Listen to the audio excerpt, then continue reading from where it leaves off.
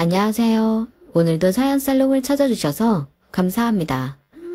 결혼 전적이 있는 30대 여자예요. 남편이랑은 오빠 동생으로 친하게 지내다가 연애하게 되었어요. 둘이 태어난 해는 똑같은데 남편이 빠른 생일이에요.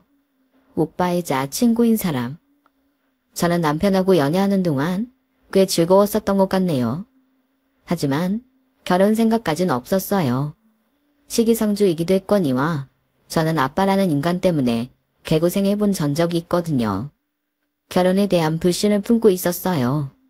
그런데 연애 1주년 기념일 데이트 때부터 남편의 태도가 왠지 심상치 않게 변한 것 같더니 저한테 자꾸 결혼 얘기를 꺼내기 시작하더라고요. 하도 결혼 얘기를 자주 듣게 되다 보니까 저도 머릿속에서 슬슬 이렇게 나를 좋아하는 사람을 내가 또 만날 수 있을까? 그냥 결혼하는 게 낫지 않을까?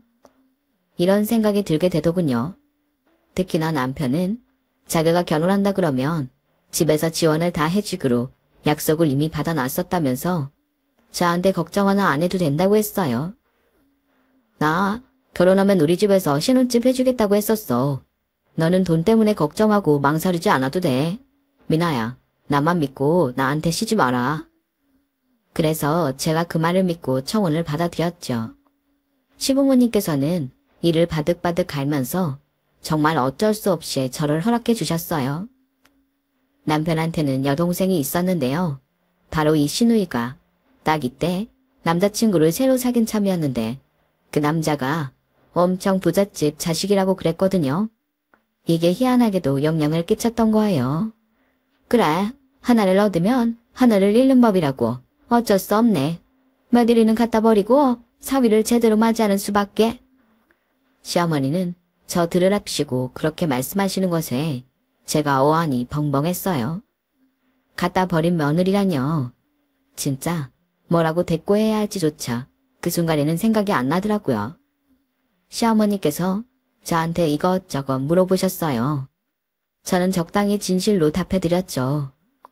저희 엄마는 그냥 일 다니시고요. 남동생은 이제 막 취업했어요. 올해 입사한 신입사원이에요. 여동생은 아직 대학 다니고 있고요.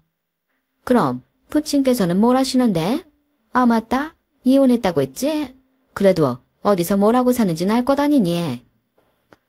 네, 그것까진 제가 잘 모르는데 잘 살고 계신 건 확실합니다.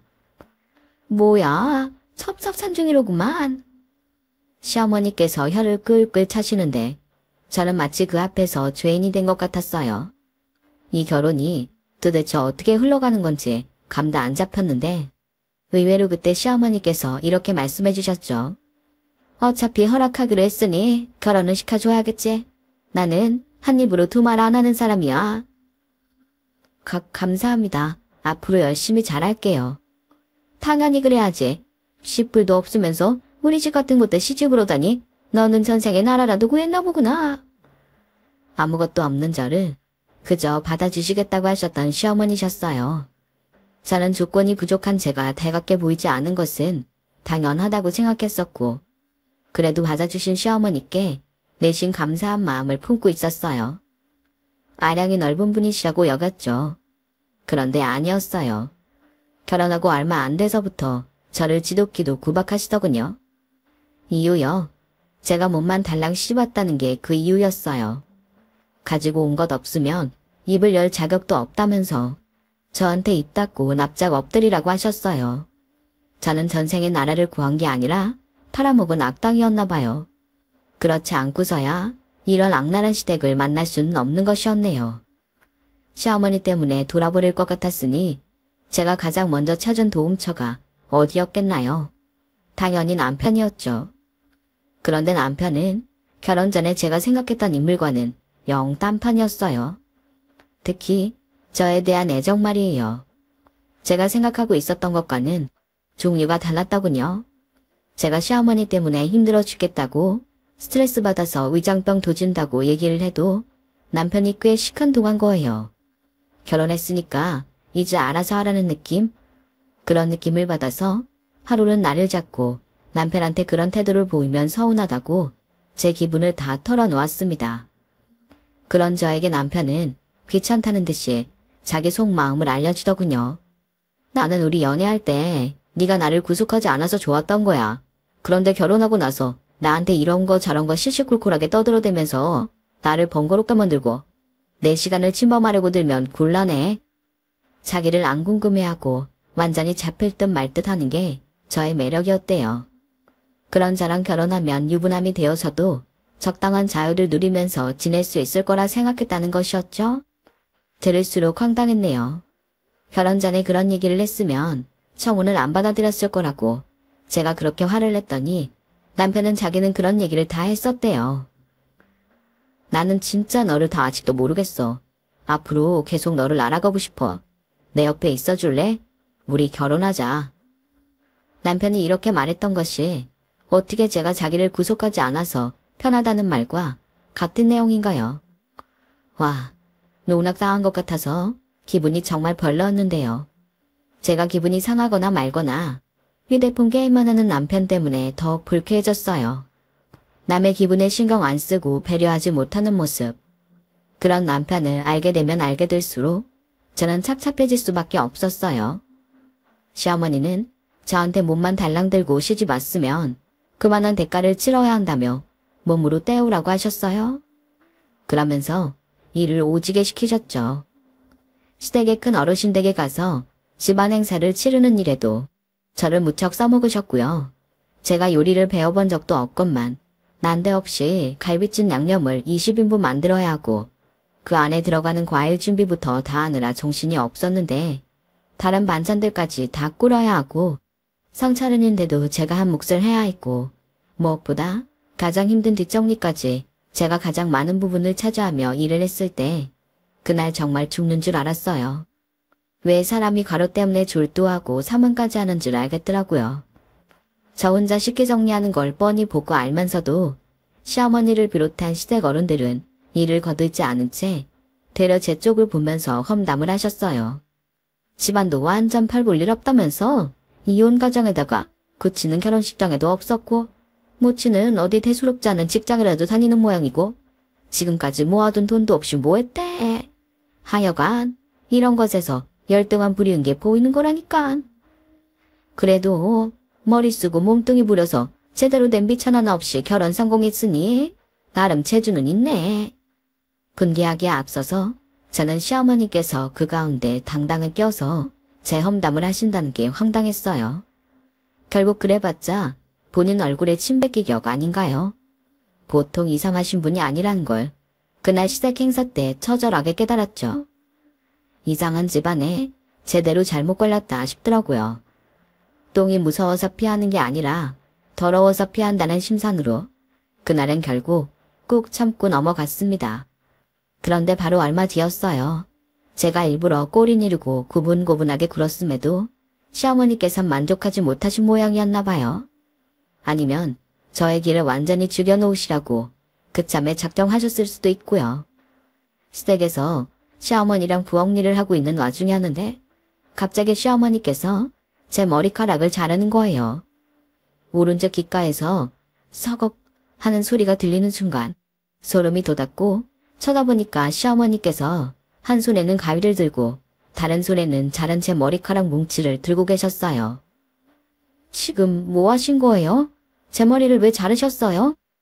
내가 그러길래 저번부터 너 머리 똑바로 묶으라고 했지.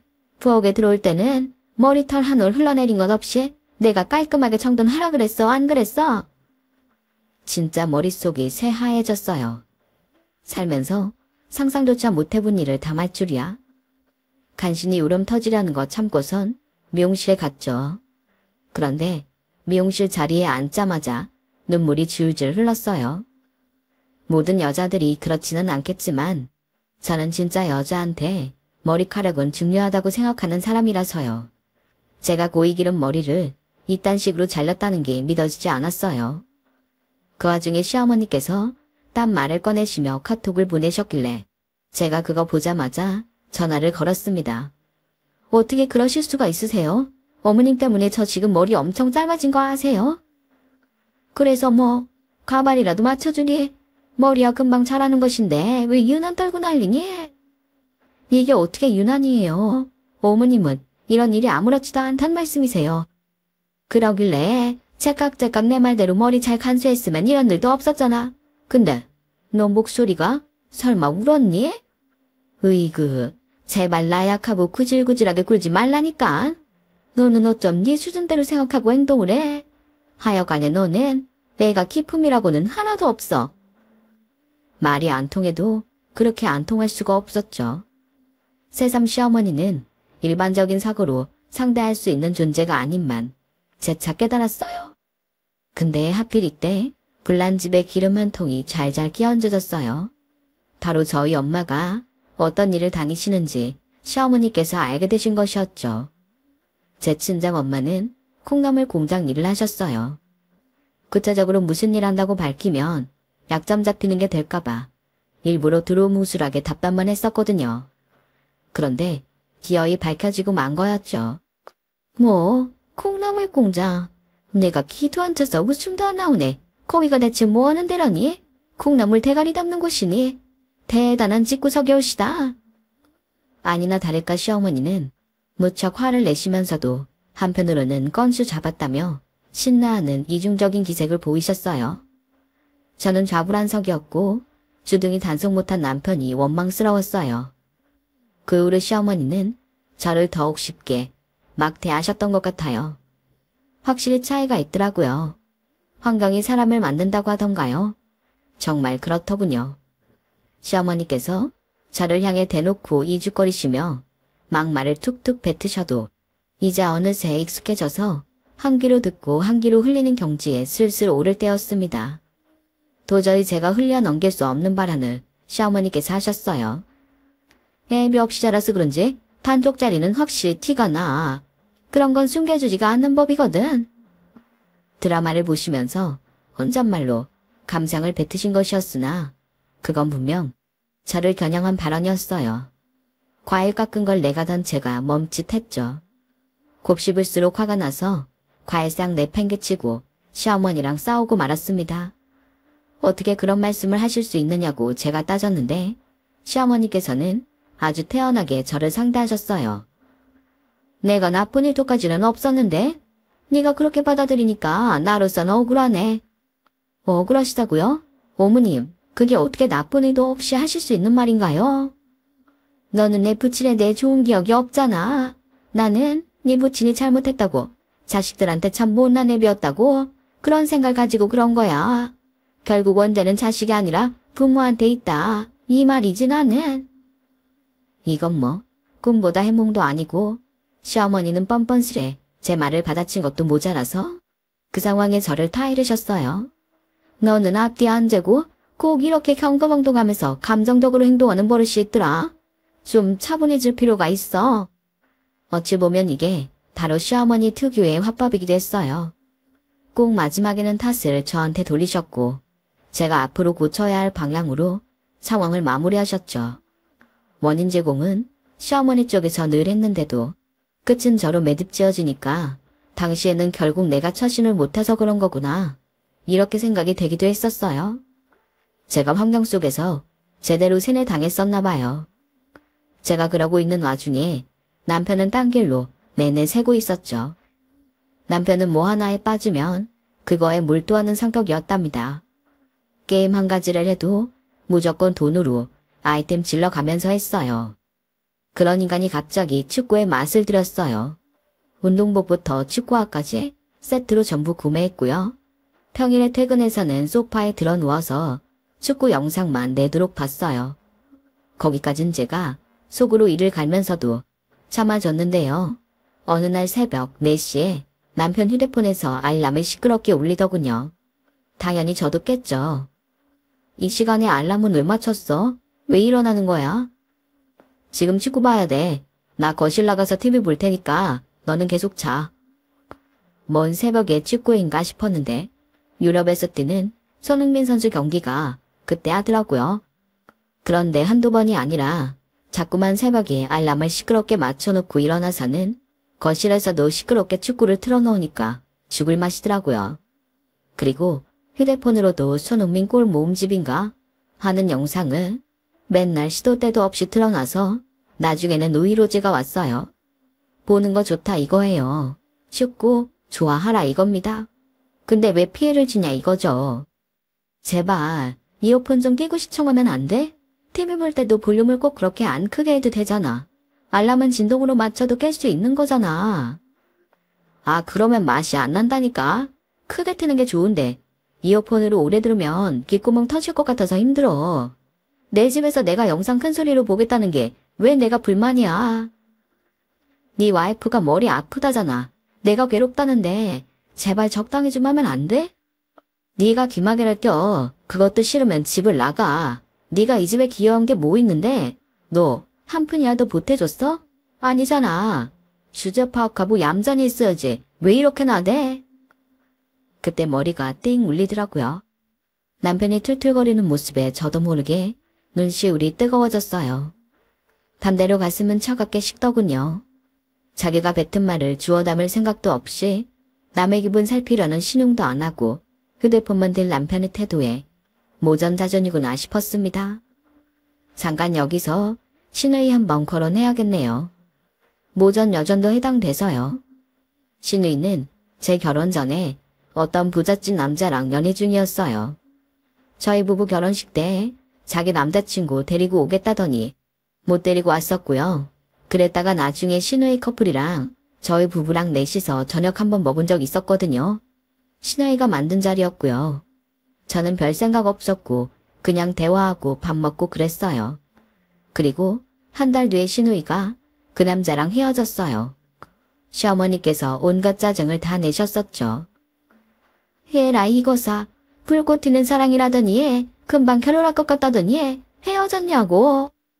그런데 그때 너무 어이가 없게도 신우이가 갑자기 저를 지목하면서 제 탓을 한 거예요. 그때 식사 자리에서 제가 너무 수준 낮은 티를 냈고 그걸 본 남자가 이 집안은 안 되겠다는 마음을 먹어서 결혼 안 하기로 하고 헤어진 것이라는 게 신우이의 주장이었어요. 미친 거 아닌가요? 제가 황당해서 그냥 헛웃음만 짓고 있는데 시어머니께서는 무척 심각하게 저를 쳐다보셨어요.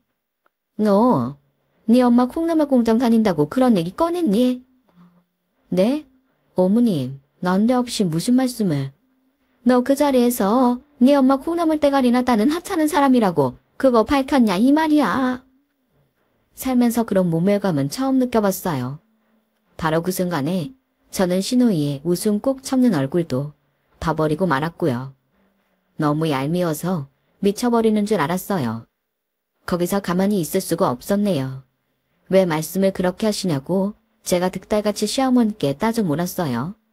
근데 시어머니께서는 되려 더 강하게 나오시더군요.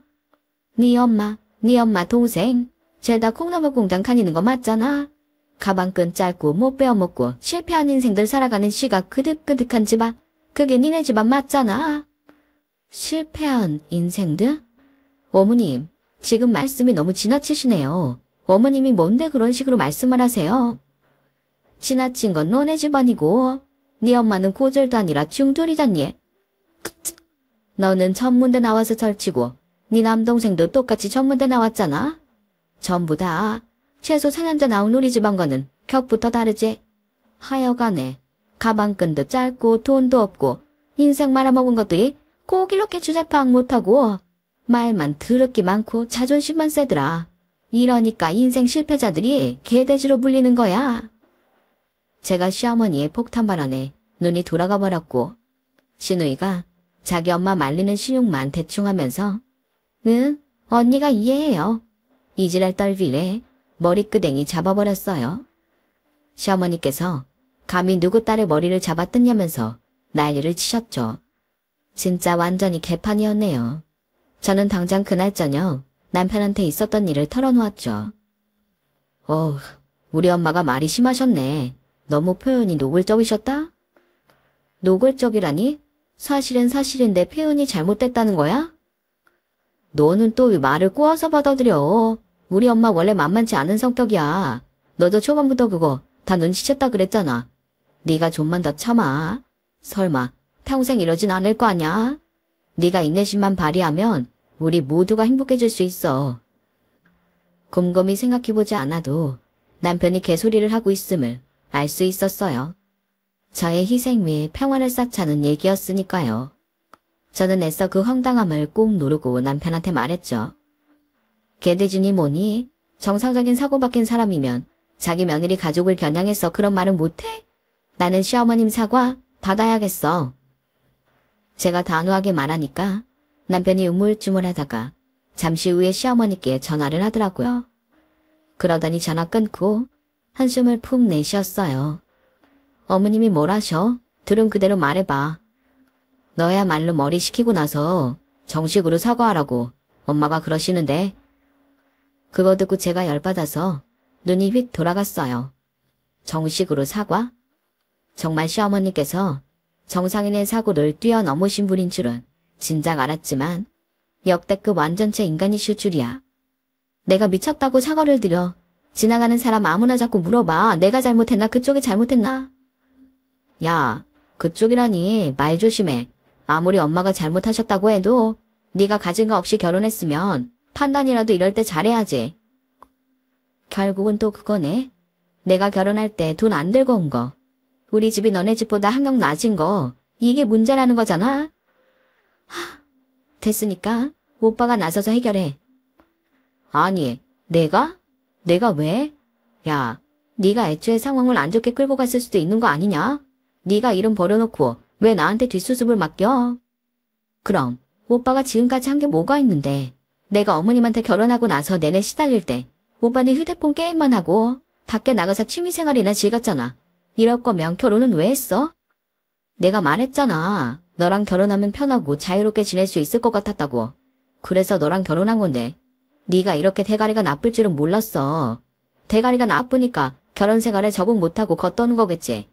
장모님이 콩나물 대가리 딴다고 해서 네 대가리에 지장이 가는 것도 아닌데 왜? 넌 뇌가 없는 것처럼 행동하냐? 다시 생각하는 겁니다만 정말이지 모전자전이었어요.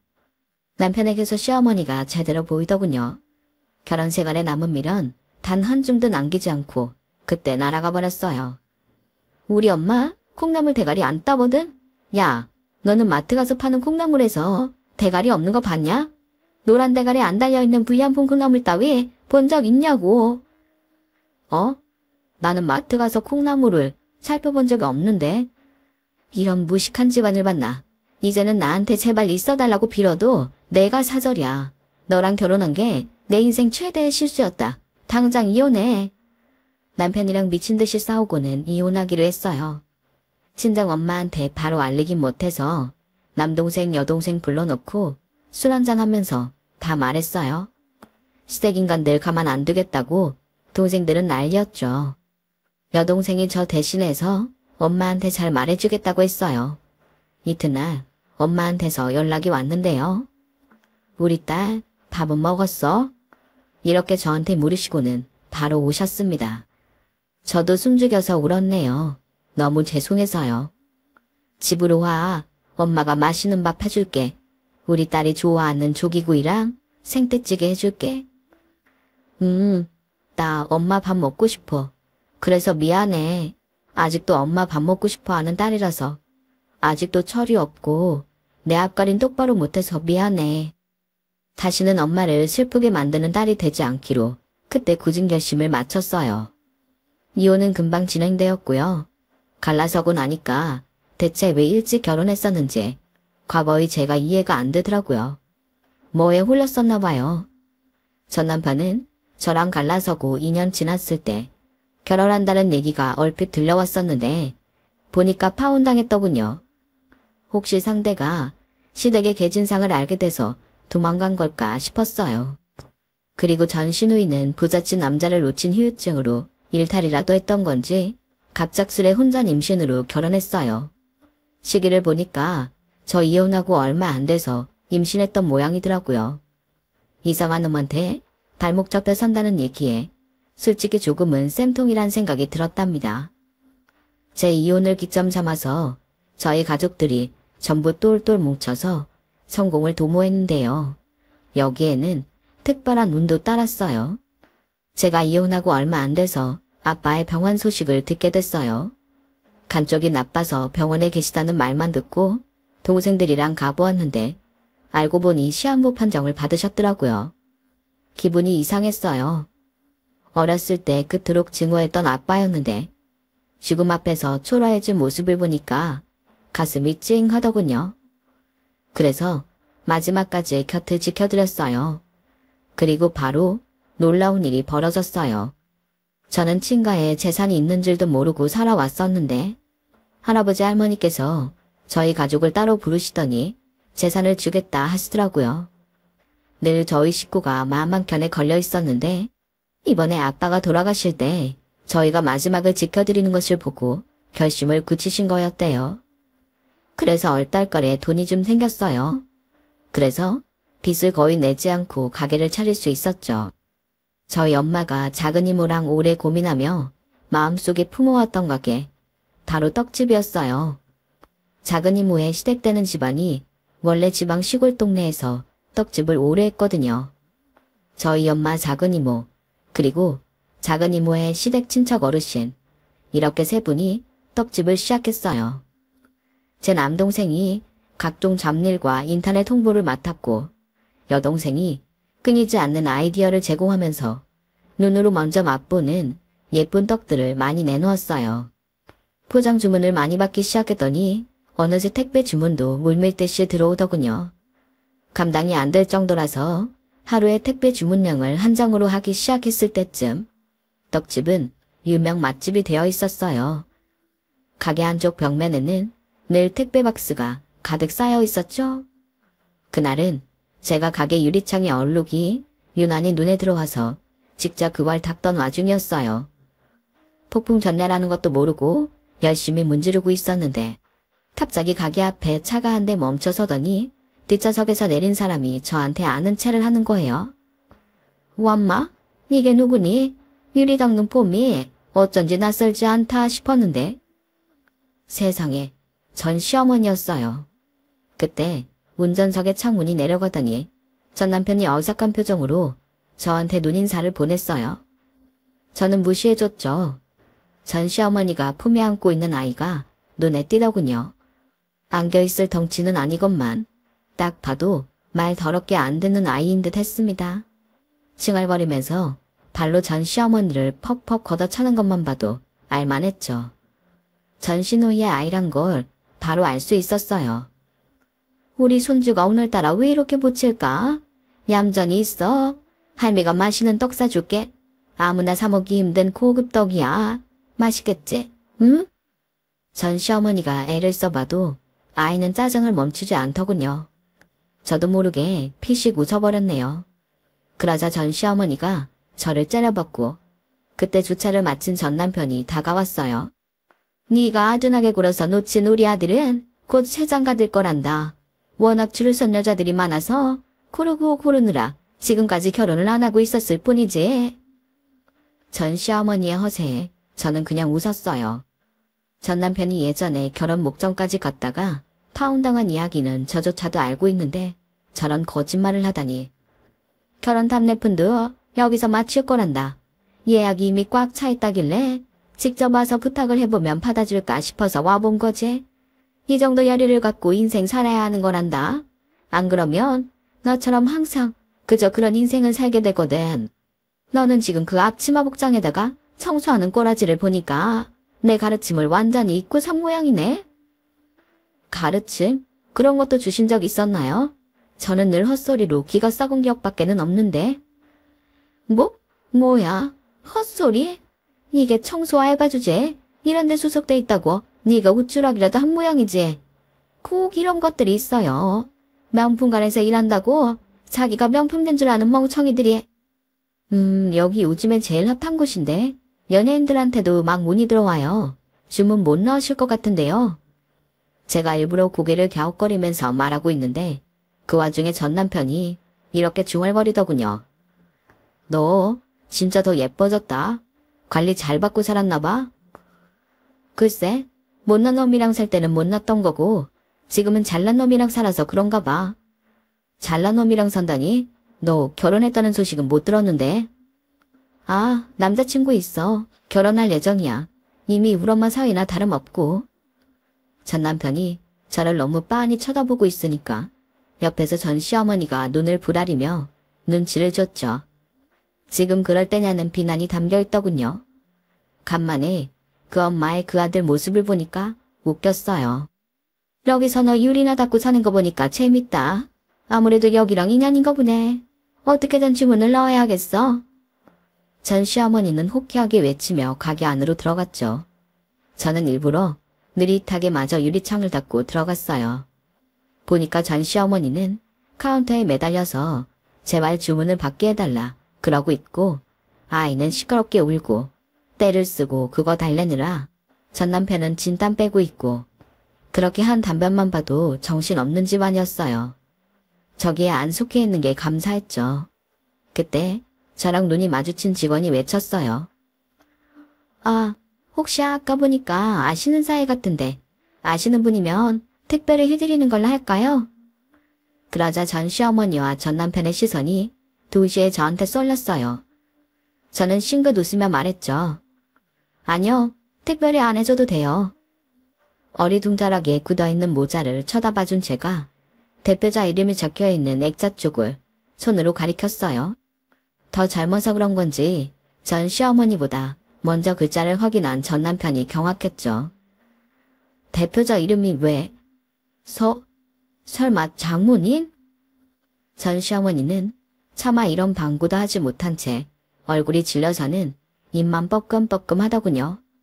제가 무슨 문제라도 있냐는 듯 쳐다봤는데 제 시선을 피했어요. 조금 있으면 저희 엄마, 아니 대표님 오시는데 뵙고 가시겠어요? 직접 청해보시죠. 결혼 답례품 주문 제발 받아달라고요. 제가 외치자 얼굴에 핏기가 싹 가신 전 시어머니가 아이의 손을 거칠게 잡아 끌었어요. 가자. 여기 말고 유명한 것도 없는 줄 알아? 다른 데 찾아가면 돼. 횡설수설하면서 가게를 나섰고 저는 그들에게 손을 흔들어 주었죠. 갑작스러웠던 재회는 그렇게 끝나지 않았어요. 왜냐하면 잠시 후 가게 옆에서 작은 소란이 일었거든요. 주차된 차를 빼다가 전 남편이 옆 차를 긁은 거예요. 이거 엄청 비싼 차 아니니? 아, 뭐야. 어쩌자고. 엄마가 애를 잘 보셨어야지. 애가 뒤에서 내 머리를 때리고 발광을 하니까 이렇게 된 거잖아. 아, 미치겠네 이거. 돈 엄청 물어줄 것 같은데. 전 남편이 말을 끝을 흐리면서 팔짱을 끼고 삐딱하게 서 있는 저를 쳐다봤어요. 제가 어림도 없다는 듯 바로 그 기대를 잘라주었죠. 여기 건물에 CCTV 달려있는 거 보이지? 내가 차주한테 증거 다 줄 거야. 떼어봤자 소용없어. 그랬더니 전 시어머니가 바들바들 떨면서 이렇게 말하더군요. 내가 눈물의 환장쇼를 해서라도 차주한테 노블리스 오블리주 해달라고 하면 돼. 전 시어머니는 피해 차량에 적혀있는 전화번호를 보면서 바로 전화를 걸었어요. 그 옆에서 전 남편은 우리 엄마만 믿어.